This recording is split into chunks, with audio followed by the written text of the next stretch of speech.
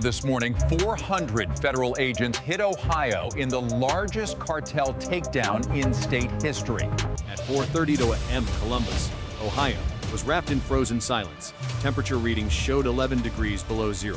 Fog drifted through empty streets. Neon signs from 24-hour diners cast pale glows across icy sidewalk. The only sounds were distant train horns and the low hum of idling engines parked in darkness. Most of the city was asleep, but across 17 locations simultaneously, over 400 federal agents were not. FBI tactical units approached from the north side. DEA strike teams held positions near the industrial corridor. ICE enforcement officers secured perimeters around 3 residential addresses flagged as high-value target. SWAT operators in matte black tactical gear waited at breach points, their breath visible in the frozen air. The command came at 4:33 a.m. Execute. The first target was a warehouse on the outskirts of Franklin County registered as an agricultural equipment storage facility. Agents breached the loading dock doors with controlled charges. Flashbangs detonated inside. Within seconds, operators flooded the space, their weapons sweeping through rows of industrial shelving. What they found was not farm equipment. Behind false walls constructed from shipping containers,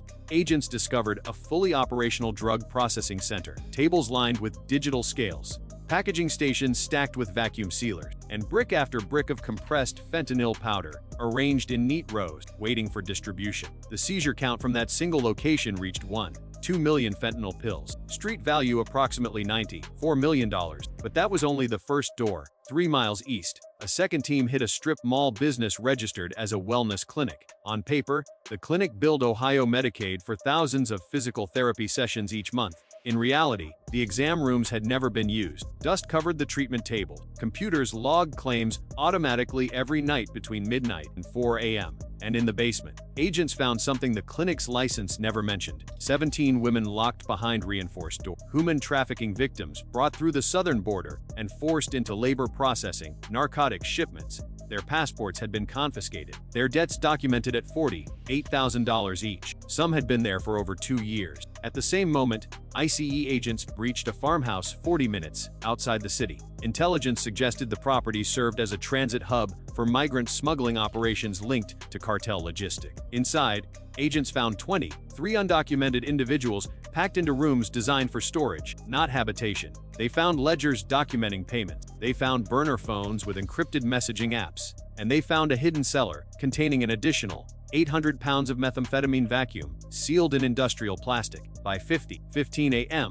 the scope of the operation had already exceeded initial projections. Agents had seized over 4 tons of narcotics across multiple sites. They had recovered $18 million in cash stored in safes, walls, and buried containers. They had liberated 41 trafficking victims, and they had arrested 67 individuals ranging from low-level distributors to mid-tier cartel coordinators. But the operation was not designed to stop at street-level criminals. At 5:47 a.m., a specialized FBI evidence team cracked open a reinforced safe recovered from the basement of the agricultural warehouse. Inside were not drugs or weapons. Inside were encrypted hard drives, sealed USB devices, and paper ledgers written in a code that analysts would later identify as a modified bookkeeping cipher used exclusively by Sinaloa cartel financial officers. When those drives were powered on 12 hours later in a federal cyber forensics laboratory, what appeared on the screens would force investigators to rewrite everything they thought they understood about political corruption in America. The FBI Cyber Division facility in Quantico received the encrypted drives at 6:14 p.m. that same evening. The room was cold. Fluorescent lights hummed. Analysts worked in silence, their faces lit by the blue glow of multiple monitors. Cracking the encryption took 9 hours. The cartel had used layered security protocols adapted from military-grade systems. But federal cryptographers had seen these patterns, but they had been tracking Sinaloa digital infrastructure for years. When the files finally opened, the first image that appeared was a network diagram. Lines connecting nodes, names attached to shell companies, financial flows traced across continent, and at the center of the web, a code name that appeared over 400 times across 18 months of transaction record. Project Vanguard. The operations architecture was breathtaking in its complexity. 37 shell corporations registered across 6 states. 14 offshore accounts in the Cayman Islands, Dubai, and Singapore. Ghost companies disguised as agricultural export, medical equipment suppliers, and charitable foundations. Each one designed to move money without triggering federal alerts. But the money was only part of the design. Project Vanguard was not simply a money laundering operation. It was a logistics framework, drug tunnels, human trafficking corridors, migrant smuggling routes, all coordinated through a single command structure that reached from cartel leadership in Sinaloa directly into the American political system, and the American contact who authorized everything. The signature that appeared on internal cartel communications approving tunnel construction, distribution schedule, and law enforcement interference. Senator Marcus Whitford. According to recovered documents, Whitford had been on cartel payroll for over 8 years. Monthly payments of $75,000 routed through a consulting firm registered in Delaware, a firm that had never filed taxes, never employed staff, and existed solely as a conduit for cartel funds. In exchange, Whitford provided 3 critical services. First, legislative interference. He blocked or delayed 7 separate oversight bills that would have increased inspection requirements at agricultural facilities and medical clinics across Ohio. Second, personnel placement. Whitford's office recommended candidates for over 40 state regulatory positions. Investigators later confirmed that 19 of those appointees had direct financial ties to cartel-linked organizations. Third, intelligence. Internal emails showed Whitford staff providing advance notice of federal raid schedule, audit timelines, and border enforcement pattern. Information that allowed cartel operations to pause, relocate, or destroy evidence before authorities arrived. This was not corruption. This was command-level collusion. The documents revealed something else. Something that made federal prosecutors physically step back from their screens. Whitford was not acting alone. The network included a fictional county sheriff named Bradley Harmon, who had been receiving $50,000 monthly to ensure patrol routes avoided cartel transit corridor. It included a fictional state health director named Diane Castellanos, who approved Medicaid contracts for shell clinics without site inspections. It included a fictional federal border liaison named Thomas Mercer, who provided real-time updates on ICE enforcement deployments along the southern border. The cartel had not infiltrated Ohio. They had installed a parallel government inside it. At 4:15 a.m. on January 24th, the second phase of the operation launched from a unified command center established at Wright-Patterson Air Force Base outside Dayton. The facility hummed with activity. Analysts tracked live feeds from 17 cities. Communications officers coordinated with FBI, DA, ICDHS, and U.S. Marshals simultaneously. On the central display screen, a digital map of Ohio glowed with pulsing red markers. Each one represented a confirmed target: cartel safe houses, drug distribution hubs, corrupt officials' residences, smuggling transit points. 63 targets total. The operation deployed over 1,200 federal agents, 47 SWAT teams, 14 Black Hawk helicopters providing aerial surveillance and rapid response capability, armored vehicles positioned at high-risk locations, and along the Ohio River. U.S. Coast Guard vessels blocked potential water escape routes. The order came at 4:22 a.m. All teams execute simultaneously. In Cincinnati, agents breached a cartel superlab hidden inside an abandoned manufacturing plant. The facility contained enough precursor chemical to produce 300 million fentanyl pills. Automated production equipment ran continuously. Security footage showed workers operating in 12-hour shifts under armed supervision. Seizure count 2. 1 million fentanyl pills, 47 kilograms of fentanyl powder, 800 kilograms of methamphetamine. In Cleveland, agents hit a drug fortress disguised as a luxury apartment complex. The building featured reinforced doors, bulletproof glass, and surveillance systems monitoring every approach. Inside, cartel lieutenants coordinated distribution across 6 surrounding states. Cash counting machines operated around the clock. Seizure count $26 million in cash, 17 kilograms of cocaine, encrypted communication devices linked to cartel leadership. In Toledo, agents uncovered a hidden tunnel system beneath a commercial warehouse. The tunnel stretched 400 meters, connecting to a secondary facility across county lines. It was designed for moving large quantities of narcotics without surface detection. Near the Indiana border, DEA teams intercepted a convoy of commercial trucks carrying legitimate agricultural products in front compartments and concealed narcotics in modified trailer sections. 300 kilograms of heroin, 200 kilograms of cocaine, all destined for distribution networks stretching to Chicago, Detroit, and Pittsburgh. In Columbus, agents arrested fictional Sheriff Bradley Harmon at his residence. They arrested fictional state health director Diane Castellanos at a secondary property she owned under a different name. They arrested 14 state regulatory officials whose financial records showed unexplained deposits matching cartel payment schedule. And at 6:47 a.m., federal agents approached the lakefront estate of Senator Marcus Whitford. The property was valued at $4.7 million. a price impossible to explain on a public servant's salary. Whitford did not resist. He was found in his study, documents partially shredded, hard drives submerged in a bathtub filled with bleach. But investigators had already recovered duplicates from cartel servers. The evidence was preserved. By noon, the operation had resulted in the largest single-day federal law enforcement action in Ohio's history. Total arrests 340, 7 individuals across 6 states. Total narcotics seized 14.6 tons including fentanyl, methamphetamine, cocaine, and heroin. Total cash recovered $93 million. Total trafficking victims liberated 112 individuals. The cartel's Ohio network had absorbed more damage in 18 hours than it had in the previous 18 years. But the investigation was not finished because the servers contained one final revelation that forced federal prosecutors to expand their case beyond anything they had originally imagined. When forensic analysts completed their review of Project Vanguard's financial records, they discovered a pattern that had been invisible during initial assessment. The corruption was not limited to Ohio. Senator Whitford's network had established operational agreements with cartel-linked organizations in 6 additional states: Michigan, Indiana, Pennsylvania, Kentucky, West Virginia, Illinois. Each state contained mirror structures, shell company, compromised officials, protected transit routes. The total financial scope of the operation reached $2.8 billion over 7 years. Money laundered through medical billing fraud, agricultural subsidies, and charitable foundations. Money that should have fed families, treated patients,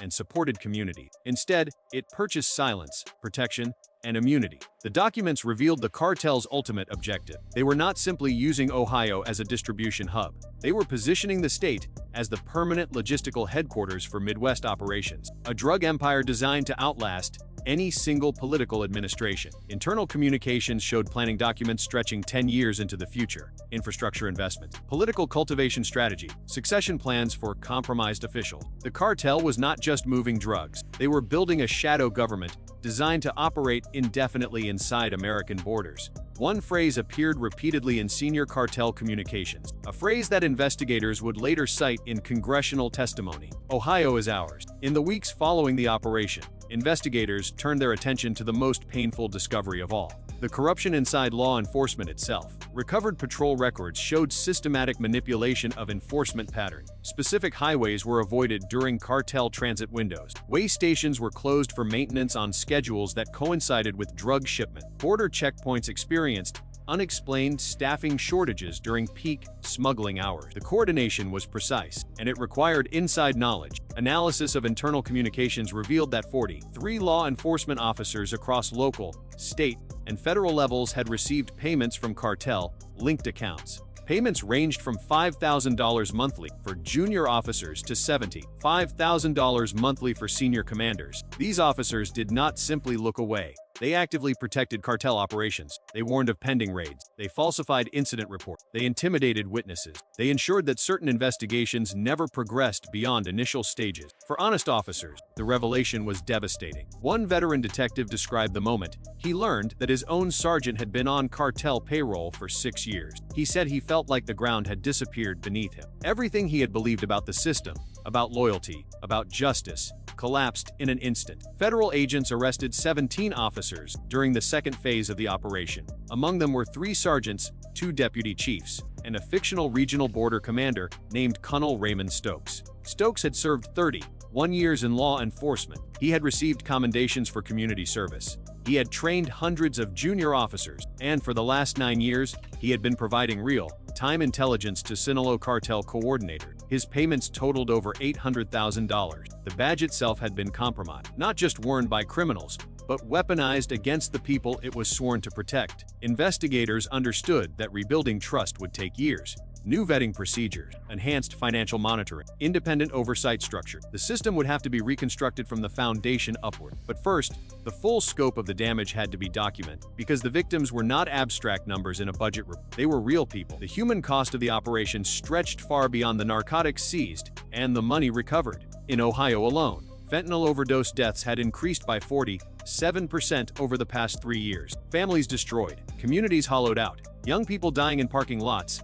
bathrooms, and childhood bedroom. Each one of those deaths was connected to supply chains that Senator Whitford had personally protected. The trafficking victims liberated during the raids shared stories that will never fully be told in public documents. Women brought from Central America with promises of legitimate work. Men recruited for agricultural labor and then forced into cartel logistics operations. Teenagers who disappeared from border towns and reappeared in Ohio basements, processing drugs under armed guard. 112 people freed, 112 lives shattered, and slowly beginning to rebuild. Migrant smuggling operations moved over 3,000 undocumented individuals through Ohio corridor during the network's operational period. Many were exploited for labor. Some disappeared entirely. Their fates remain unknown. The documents seized during the raids painted a picture of industrialized human suffering, debt ledgers, payment schedule, punishment protocols. The cartel treated people as inventory, commodities to be moved, used, and discarded. And for over 8 years, American elected officials ensured that no one asked uncomfortable questions. The trial of Senator Marcus Whitford began 11 months after his arrest. Prosecutors presented over 14,000 pages of evidence, financial record, communication logs, testimony from cooperating witnesses. The case was overwhelming. Whitford's defense argued that he had been deceived, that he believed the organizations he supported were legitimate charitable foundations, that he had no knowledge of drug trafficking, human smuggling, or money laundering. The jury deliberated for 9 hours, guilty on all counts. Whitford was sentenced to 47 years in federal prison. He will not be eligible for parole until he is 93 years old. Fictional Sheriff Bradley Harmon received 32 years. Fictional State Health Director Diane Castellanos received 28 years. Fictional Border Commander Colonel Raymond Stokes received 35 years. In total, 312 individuals were convicted on charges ranging from drug trafficking to money laundering, human trafficking to conspiracy against the United States. The Sinaloa cartel's Ohio network was dismantled, but investigators know that dismantling one network does not eliminate the threat. New routes will emerge, new officials will be approached, new systems will be tested. The lesson of this case is not that justice prevailed. The lesson is that justice almost failed. For 8 years, the system worked exactly as the cartel designed it. Silence was rewarded, oversight was blocked, questions were punished. Good people looked away because looking closer seemed dangerous. Power does not always announce itself with violence. Sometimes it arrives quietly, wrapped in charitable language and community service award. Sometimes it smiles at cameras and promises protection while signing authorization codes for drug tunnels. The only defense against that kind of power is accountability, the willingness to ask uncomfortable questions, the courage to demand answers even when demanding answers carries costs. This story was fictional. The names were invented. The specific events were dramatized for storytelling purposes. But the patterns are real. Political infiltration by organized crime is documented across multiple federal prosecutions. Cartel logistics networks operate inside American borders every day. Corruption reaches into systems designed to protect vulnerable people. Silence does not protect the innocent. Silence protects the powerful. And when silence becomes policy, when accountability becomes controversial, the cost is always paid by people who cannot afford to pay it. If you watched this far, you understand something that many people prefer to ignore. Systems built on trust can be weaponized by those who understand how trust works. The question is not whether corruption exists. The question is whether enough people care to expose it before it becomes permanent. If this story matters to you, share it. If you believe accountability protects communities instead of threatening them, let others know. Comment below. Tell us where you are watching from. Tell us what you think happens when oversight fails and silence is mistaken for compassion. Because awareness is where accountability begins. And accountability is the only thing standing between functional democracy and organized criminal control. This was not a story about one senator. This was a warning about what happens when no one is willing to look closely at systems that demand our trust.